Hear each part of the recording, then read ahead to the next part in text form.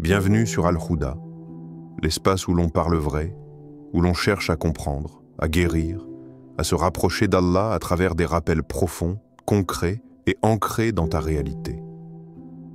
Ici, pas de discours vides, pas de belles paroles sans sens. Juste toi, ta vie, tes épreuves, et la lumière que l'islam peut y apporter. Si tu veux des vidéos qui réveillent, qui parlent à ton âme, qui te secouent sans te juger, tu es exactement là où tu dois être. Quand l'attente devient une épreuve, tu fais dua, tu demandes, tu espères, tu te confies dans le silence de ta chambre, le cœur rempli d'attente. Chaque jour, tu répètes la même invocation, cherchant une réponse, un signe, une lumière qui viendrait éclairer ton chemin. Pourtant, malgré ta foi et ta constance, le silence semble s'étirer, lourd, pesant, comme un mur invisible entre toi et ce que tu désires. Ce silence, tu le ressens profondément. Il t'étouffe, il fait naître en toi des doutes, des peurs. Tu commences à te demander, suis-je vraiment entendu? Mon doua est-il accepté? Pourquoi Allah ne répond-il pas à mes prières? Cette attente qui s'installe, qui devient une épreuve, est l'un des défis spirituels les plus difficiles à surmonter. Dans ta nature humaine, il est normal de vouloir des résultats immédiats, de vouloir voir les fruits de ta patience et de ta dévotion. Mais la spiritualité ne fonctionne pas toujours selon la logique de ce monde. L'attente, dans ce contexte, n'est pas un simple retard. Elle est une école, un lieu d'apprentissage où l'âme est mise à l'épreuve. Elle est une invitation à cultiver la confiance, à affiner la patience, à fortifier le lien entre toi et celui qui répond. Le silence apparent d'Allah n'est pas une absence de présence. Il ne signifie pas non plus un rejet ou un oubli. Ce silence est une forme de communication mystérieuse et puissante. Il te pousse à regarder au-delà de l'immédiat, à plonger dans une compréhension plus profonde de ce que signifie vraiment faire confiance. Faire confiance, ici, c'est croire que même lorsque tu ne vois rien, même quand ton cœur est lourd, il y a un dessein plus grand qui se déploie. Un dessein qui dépasse ta compréhension, qui englobe ta vie entière avec ses hauts et ses bas, ses joies et ses douleurs. Dans cette attente, tu es invité à revenir à l'essentiel. Ta relation avec Allah, ta reliance à lui, ce n'est pas uniquement la réponse que tu cherches, mais le chemin que tu empruntes qui importe. Le doua n'est pas un simple échange de demandes et de réponses, c'est un acte d'amour et de connexion. Ton invocation est une lumière qui éclaire ta foi, une manifestation de ta vulnérabilité devant celui qui sait tout. Lorsque tu persévères malgré le silence, tu affirmes ta confiance en sa sagesse et sa bonté. Il est important de comprendre que cette attente est aussi un moment où ton cœur est purifié. Les désirs trop pressants, les impatiences, les doutes et les colères sont graduellement apaisés. Cette purification intérieure est un travail silencieux que personne ne voit mais que ton âme ressent profondément. C'est dans ce calme, parfois troublé, parfois presque imperceptible, que naît une forme de paix qui ne dépend pas des circonstances extérieures. C'est une paix qui s'installe au fond de toi. Une paix née d'une foi renouvelée, d'une confiance réaffirmée. Parfois, cette épreuve d'attente te confronte à toi-même. Tu te retrouves face à tes propres limites, face à tes peurs les plus intimes. Ce silence t'oblige à te questionner. Que veux-tu vraiment? Pourquoi demandes-tu cela avec autant d'insistance? Es-tu prêt à accepter ce que Allah décide pour toi, même si ce n'est pas ce que tu imaginais? Ce travail intérieur est parfois plus dur que l'épreuve extérieure.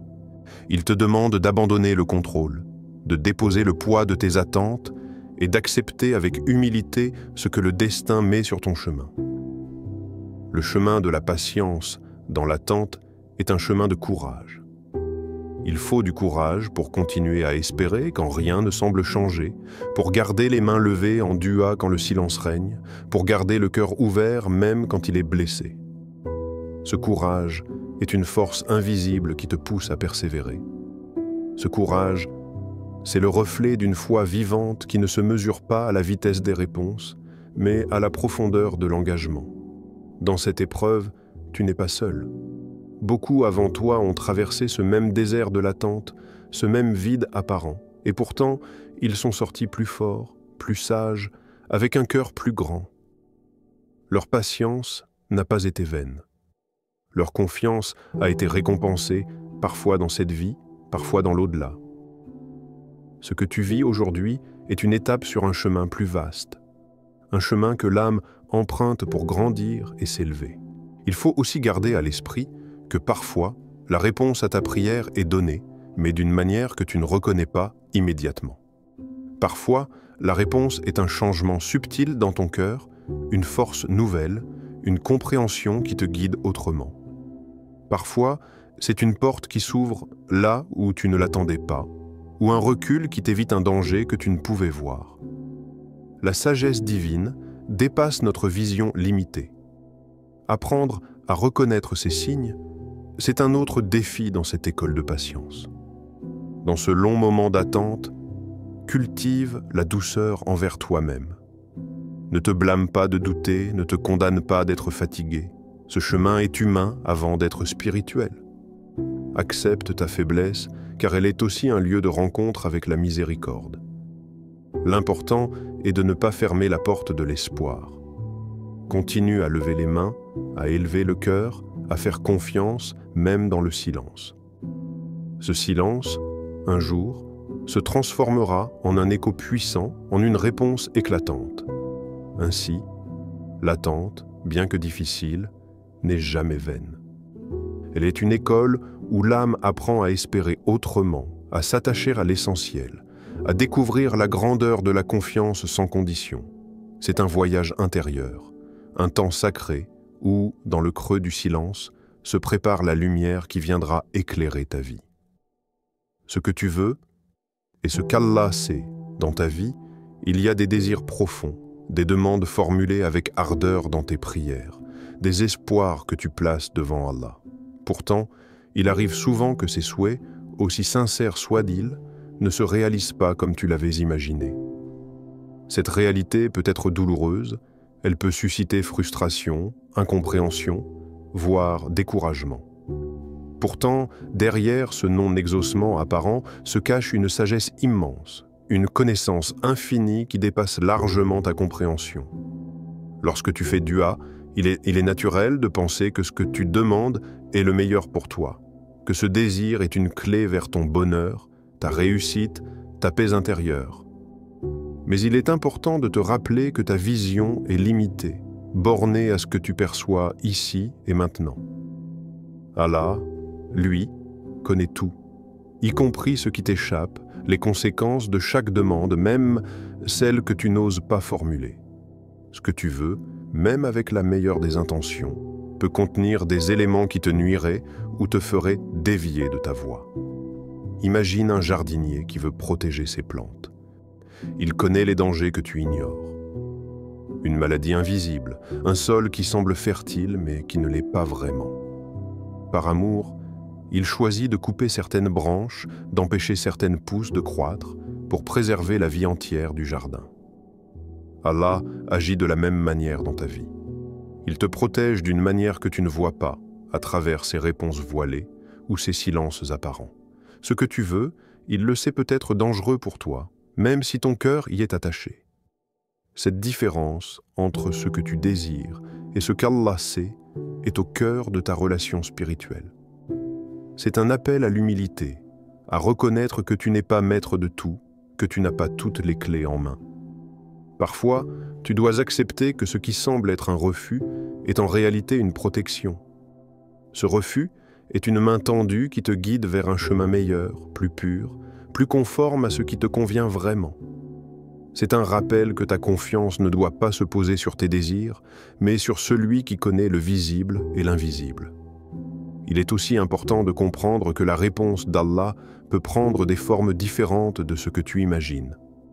Tu demandes peut-être une chose précise, mais la réponse peut venir sous une autre forme, plus subtile, plus efficace. Par exemple, au lieu d'un bien matériel, tu pourrais recevoir une paix intérieure, une force renouvelée, une compréhension nouvelle.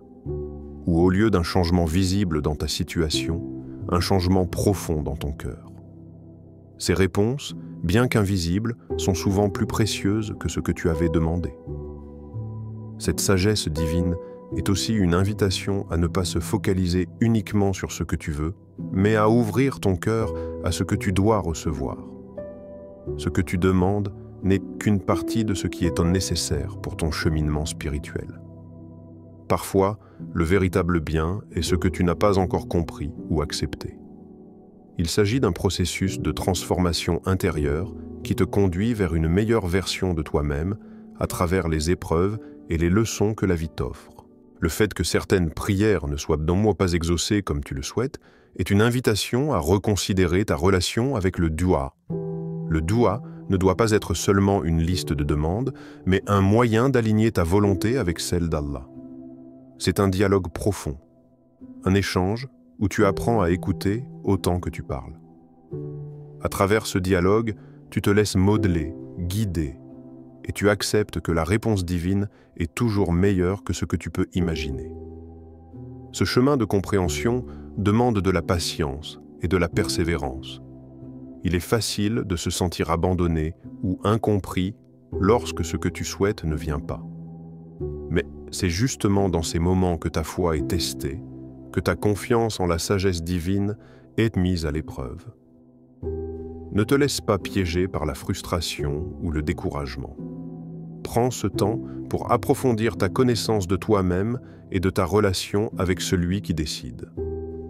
Enfin, ce paradoxe entre ton désir et la connaissance divine t'offre aussi une opportunité unique, celle de lâcher prise. Lâcher prise sur l'idée que tu dois contrôler tout, que tes plans doivent forcément se réaliser comme tu le veux. Ce lâcher-prise est libérateur. Il ouvre ton cœur à la sérénité. Tu acceptes que la vie a ses propres rythmes, que les meilleures choses arrivent souvent quand tu ne les attends pas. Ce moment où tu remets ton avenir entre les mains d'Allah avec confiance et humilité est un moment de paix profonde. Ce que tu veux et ce qu'Allah sait, cette tension est le moteur d'une foi vivante, active, qui ne se contente pas du visible, mais qui cherche la vérité au-delà des apparences. C'est une invitation à vivre avec les paradoxes, à accepter que la sagesse divine dépasse ta compréhension immédiate et que dans ce dépassement se trouve une source immense de paix et de sérénité. L'effet caché de la patience. La patience est souvent décrite comme une vertu difficile à cultiver, surtout dans un monde qui valorise la rapidité et l'immédiateté. Pourtant, dans le silence des prières non exaucées, la patience devient une force secrète, une lumière intérieure qui transforme l'épreuve en une opportunité de croissance. Lorsque tu continues à invoquer, malgré l'absence apparente de réponse, tu entres dans un processus profond qui change non seulement ta situation, mais aussi ton cœur. La patience face à l'attente n'est pas simplement une capacité à supporter l'inconfort ou le manque. Elle est un acte actif de foi, un choix conscient de rester attaché à Allah, même lorsque les résultats ne sont pas visibles. Chaque moment où tu refuses de céder au découragement, où tu maintiens tes mains levées en dua, forge en toi une résilience spirituelle unique. Cette résilience ne se mesure pas en temps, elle se mesure en profondeur d'âme. Dans cette attente, tu découvres que la patience agit comme un miroir qui reflète ton état intérieur. Elle te confronte à tes faiblesses, à tes doutes, à tes colères. Mais elle te donne aussi l'occasion de les transformer. Chaque instant de patience est une pierre posée pour construire une foi plus solide, une confiance plus pure.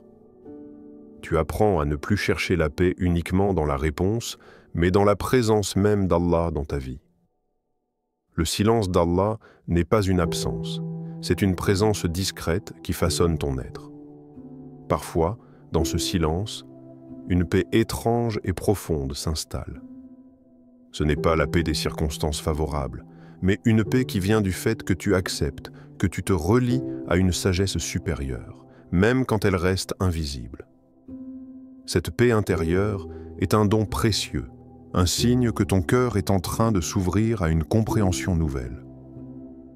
Il est important de saisir que la patience dans le silence divin n'est pas un renoncement, mais une forme de persévérance spirituelle.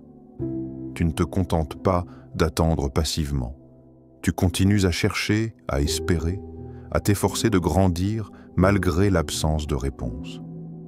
Ce combat silencieux est souvent invisible aux yeux des autres, mais il est grand aux yeux d'Allah.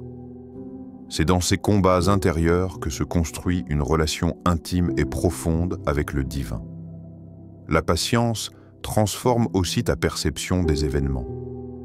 Ce que tu percevais comme un retard, une injustice ou un oubli devient un temps nécessaire pour préparer quelque chose de plus grand. C'est un processus qui prépare ton cœur à accueillir une réponse plus belle, plus adaptée, plus bénéfique que ce que tu avais imaginé. Parfois, c'est cette transformation intérieure qui est la véritable réponse à ta prière. La patience développe en toi une capacité à vivre dans le présent, à ne pas être obsédé par l'avenir ou par ce que tu souhaites obtenir. Tu apprends à savourer chaque instant, même les plus difficiles, avec gratitude. Cette gratitude, même dans la souffrance, est un signe de maturité spirituelle. Elle te rappelle que ta vie n'est pas définie uniquement par tes désirs ou par les réponses que tu attends, mais par ta capacité à rester fidèle et reconnaissant. À travers cette patience, tu découvres aussi une autre dimension du doua. Ce n'est plus seulement une demande, mais une conversation avec Allah, un lien qui se renforce dans le temps. Ton cœur s'ouvre progressivement à une forme d'abandon qui n'est pas résignation, mais confiance profonde. Tu acceptes que la meilleure réponse peut être celle que tu ne comprends pas encore, celle qui arrive au moment parfait. Cette forme de patience t'invite à l'humilité. Tu reconnais que tu n'as pas le contrôle absolu sur ta vie et que le destin appartient à Allah seul. Cette humilité n'est pas une faiblesse, mais une force qui libère ton esprit des illusions de maîtrise. En acceptant cette réalité, tu te connectes à une sagesse plus grande qui apaise tes inquiétudes et illumine ton chemin. Enfin, la patience dans le silence de la prière t'aide à te préparer pour la réception de la réponse.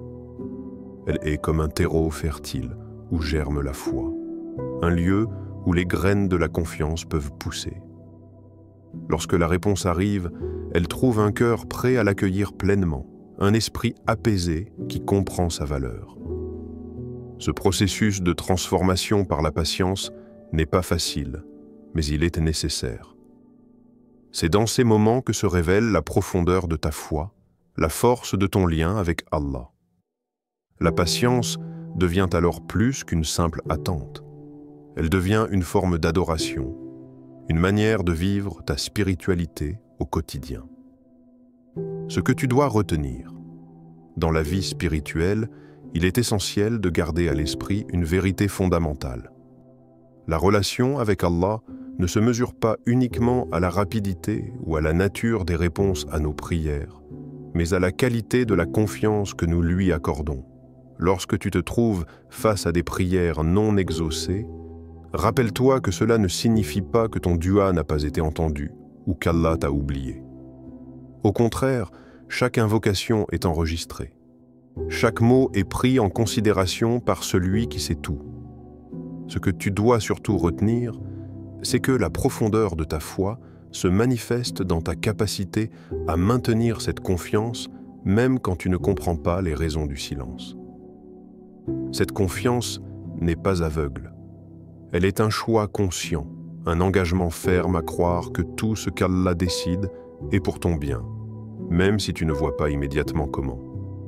Cette attitude transforme la prière en un acte de soumission complète, où le croyant accepte que le plan divin est supérieur à ses propres désirs et à sa compréhension limitée.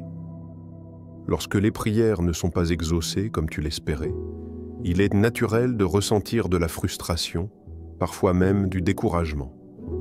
mais ces sentiments ne doivent pas t'éloigner de ta foi. Au contraire, ils sont une invitation à approfondir ta relation avec Allah, à chercher davantage à le comprendre à travers la patience et la persévérance. C'est dans ces moments difficiles que se révèle la force véritable du croyant, capable de rester ferme malgré les épreuves. Une autre vérité à garder en mémoire est que parfois, la réponse à ta prière ne vient pas sous la forme que tu imagines. Allah, dans sa sagesse infinie, peut te protéger d'un mal que tu ne vois pas ou te préparer à un bien plus grand que ce que tu demandes. Parfois, ce que tu considères comme un refus est en réalité une réponse déguisée, un moyen pour Allah de te guider vers un chemin meilleur. Comprendre cela demande de la foi et un cœur ouvert, capable d'accepter que la sagesse divine dépasse largement ce que l'on peut concevoir. Il est important également de ne pas mesurer ta valeur ou ta proximité avec Allah en fonction des résultats visibles de tes prières. La grandeur de ta foi ne dépend pas des biens matériels, des changements immédiats ou des succès apparents, mais de la constance avec laquelle tu te tournes vers lui, même dans le silence. Cette constance est une preuve de ton amour sincère, de ta reconnaissance que tout vient d'Allah et que lui seul connaît le meilleur moment pour agir. Le fait de ne pas voir de réponse immédiate peut être un test de ta sincérité et de ta patience. Cela te pousse à questionner tes intentions, à purifier ton cœur et à renforcer ton reliance à Allah. Ce chemin intérieur est une forme d'adoration profonde qui ne se limite pas à la simple demande, mais qui inclut l'acceptation, la gratitude et la confiance totale. Cette démarche transforme le croyant, le rendant plus résilient, plus humble et plus proche de son Créateur. Souviens-toi que la prière n'est pas seulement un moyen d'obtenir ce que tu veux, mais un moyen de construire un lien vivant avec Allah. Chaque moment passé dans la prière, même sans réponse apparente, est un investissement dans ta spiritualité. C'est une manière de te rappeler que tu n'es jamais seul, que ta voix atteint celui qui entend tout, même si les réponses prennent du temps. Enfin, il est essentiel de garder espoir et de continuer à invoquer avec sincérité. Ne laisse jamais le découragement fermer la porte de ton cœur.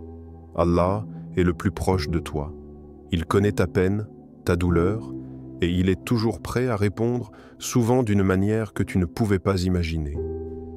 L'attente, aussi difficile soit-elle, fait partie du voyage spirituel qui mène à une paix véritable et durable.